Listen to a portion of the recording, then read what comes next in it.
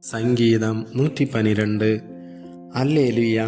கர்த்தருக்கு பயந்து அவருடைய கட்டளைகளில் மிகவும் பிரியமாயிருக்கிற மனுஷன் பாக்கியவான். அவன் சன்னதி பூமியில் பலத்திருக்கும். செம்மையானவர்களின் வம்சம் ஆசீர்வதிக்கப்படும்.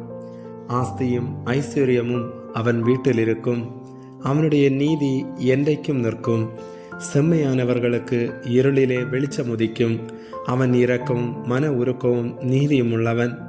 இறங்கி கடன் கொடுத்து தன் காரியங்களை நியாயமானபடி நடப்பிக்கிற மனுஷன் பாக்கியவான். அவன் என்றென்றைக்கும் அசைக்கப்படாதிருப்பான்.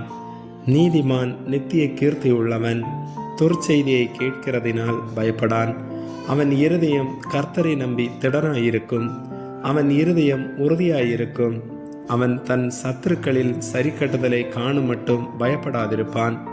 வாரி இறைத்தான், ஏழைகளுக்கு கொடுத்தான். அவனுடைய நீதி என்றென்றைக்கும் நிற்கும். அவன் கொம்பு மகிமையாய் உயர்த்தப்படும். துன்மார்க்கன் அதை கண்டு மனவடிவாகி தன் பற்களை கடித்து கரைந்து போவான். துன்மார்க்கருடைய ஆசை அழியும். ஆமேன்.